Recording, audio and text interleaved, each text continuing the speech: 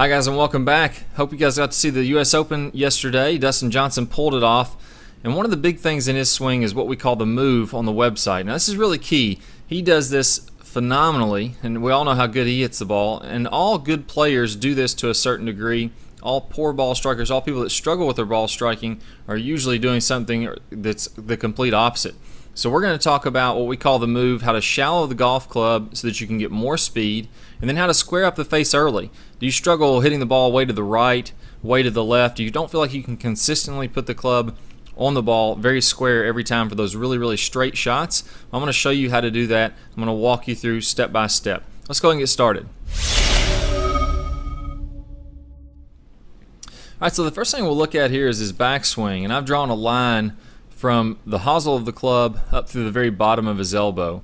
What we'll see with players in their backswing, we'll get to the downswing in a minute, which is even more important, but in the backswing, your hands are going to lift up above this line. So if I'm drawing, a line down the shaft as he's a little over halfway back, we're going to see that this is above this swing plane line or this elbow plane. The elbow plane is where you need to be at contact. That's going to be where your club's delivered into the ball. So he's coming up above this, and that's fine. You can be a little bit steeper in the backswing. The important thing is as we're coming into the downswing, we start to do two things. Number one, we're going to slightly bow this wrist. Now he does this a lot, and you can see how this club face really squares up very early. So he's actually closing the club face. That's going to allow him to not have to rotate the face very much in the downswing. So we don't have to do this to this extreme, but you'll see with most good players or all good ball strikers, they get a little bit of this bowing action as they get in the start of the downswing. So this is the point where you'll start to see the left wrist start to cup a little bit, that face squares up, and then we're going to shallow out this swing plane. I'm going to get into more detail with this here in a second. But then as he continues down, we're going to see the club start to shallow under this elbow plane. So this is really key. If you want to hit the ball well, your club must come under, the shaft of your club in your downswing must come under this elbow plane slightly. And what that's going to do now, as he continues to swing forward, his hands are going to move back up a little bit to the left, and that's going to kind of catapult that club coming through impact. So if it's underneath this elbow plane, it's going to be able to accelerate very easily as he comes with his hands back into the left, and then match up with that plane, and then as he releases on through, he's going to be nice and pretty close to being on that plane in the follow through too. So that's really going to help him to get acceleration, to square the face early, to put solid contact on that ball time and time again. Let's go ahead and take a look at what most players are doing, which is almost the exact opposite of this. All right, so now we're going to take a look at this player that struggles a little bit with the over-the-top motion. And as we go into the backswing, what we're going to see is that club kind of travels up a little closer to that swing plane line. So he's almost underneath this swing plane or that elbow plane in the backswing. And then in the downswing, the player starts to come a bit over the top. So if we're looking at that halfway down position again where Dustin Johnson had that bowed left wrist, unfortunately this video is a little blurry so we won't be able to see the bowed wrist, but now we can see it's on top when that club should be a little bit more inside like this. So it's actually the opposite motion, bringing a little inside on the way back and then cupping the left wrist and coming over the top. So if you're struggling with the slice, if you feel like your club face is inconsistent coming through contact, this could very well be what you're doing, and you're making this one move that all good players do very well is going to help you to improve immediately. Let's go ahead and get back to it. I'm going to show you exactly how to do this correctly. Alright, so I've got three really good things for you guys to focus in on as you're working on this motion. Now we're releasing the Move video series, the 5 video series on the website right now. I got some great drills in there, including the tennis racket drill, but I want to focus in on specifically the right arm and the right hand. For those of you, a lot of players out there very dominant with the right hand. If we can get that to work correctly first, then we can add on what's happening with the left hand. And I got some great tips for you today. So most of the people that I see that are struggling coming a little bit over the top, as I mentioned, they're starting to pull this club a little bit to the inside going back. So what we want to do is we want to feel like this right wrist is really nice and flat. We're not really getting a bunch of bend in that right wrist. The elbow or the knuckles are not bending back toward my elbow very much at this point. And we're going to keep the right wrist nice and flat. The left wrist may feel like it has a little bit of cup in it. And what that's going to do is that's going to help us to keep the club head outside of our hands. If we can do that, going back, the club head can stay a little bit outside of our hands. That makes it easier as it drops in to shallow out and get more to the inside. So I would imagine most of you guys that are struggling coming over the top, That club head's a little inside. We're actually going to exaggerate that and feel like the club head is out here. Our hands will be in the same spot. The club head's out there as we're starting back. Now, from here, as we continue to the top of the swing, this is where that move really starts to happen. So about right here in the backswing, 3/4 of the way back, what I want you to start feeling are these knuckles in the right hand are going to start to cup. They're going to start to bend back towards your right elbow. And your left wrist is going to start to bow a little bit. So he does this a lot in his swing. We don't have to get this much, but I bet you if you feel the same amount that DJ has here, when you watch it on video, you're going to see about the right amount on camera. So when we did the takeaway, the right wrist was flat, the club head was feeling like it's outside of our hands. Now as we're continuing to the top, it's going to start to bend, and that's going to get it, the left wrist bowing and it going inside our hands. Right? Now as we start down, here's something that's really going to help us out. So as he starts his downswing, we got to get this club shaft to flatten out.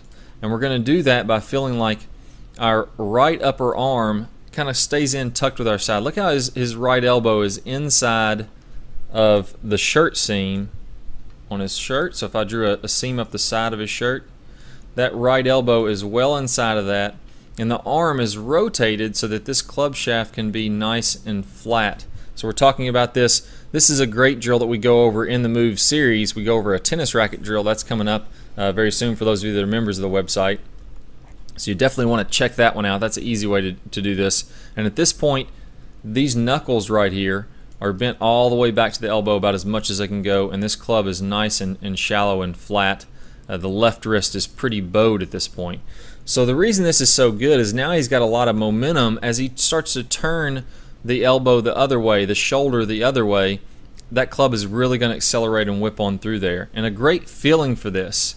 I think this is a fantastic feeling. You can imagine there's a giant wheel here, and this club is setting on this wheel in this kind of flat type plane, inside type plane. Now as he starts down, what he's going to feel like is his hands are now going to release, and this is coming from the shoulders and upper arms. He's not dictating this with his hands, but he's going to feel like his hands start to work this way down that wheel, and that club is going to then accelerate on out this way to catch back up with that line. So that's going to be the feeling that he's having here. He's shallowed out that club.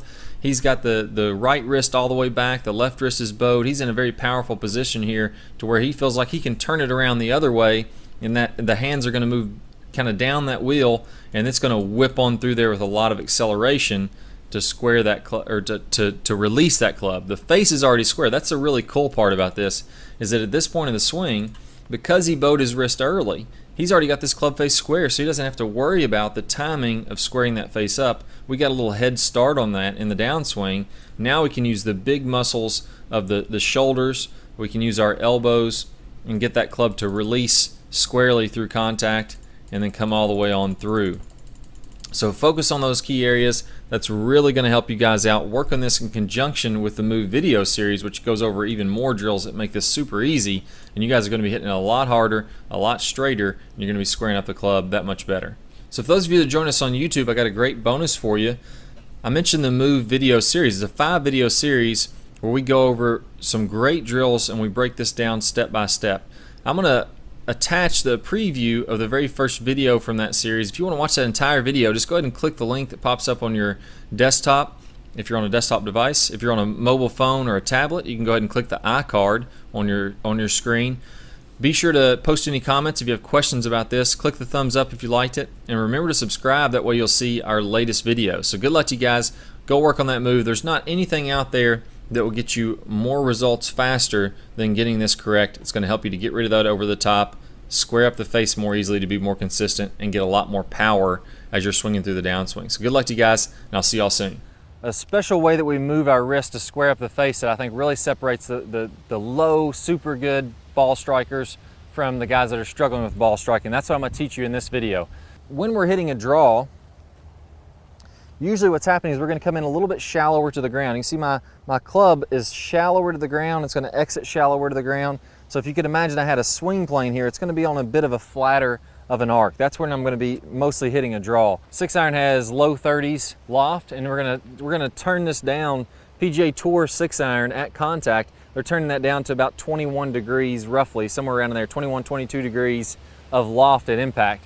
How do we actually change it? And that's what we're going to go over in this video. So 2 things. We need to work on having more forward shaft lean. Well, what happens if I try to get some forward shaft lean to really compress that ball, to get that more compression and to get that hard hit shot? Well, as I lean my hands forward, watch my wrist. I'm going to keep them in the same angle. My wrists stay in the same angle. Now I'm leaning the shaft forward, and as I'm coming down, that's the struggle that I see a lot of people working with that are trying to get more compression and to really get those hard hit shots. So here's what we have to do to change this. We know that we can square the face by moving the club this way, but there's also another way we can square the face. We can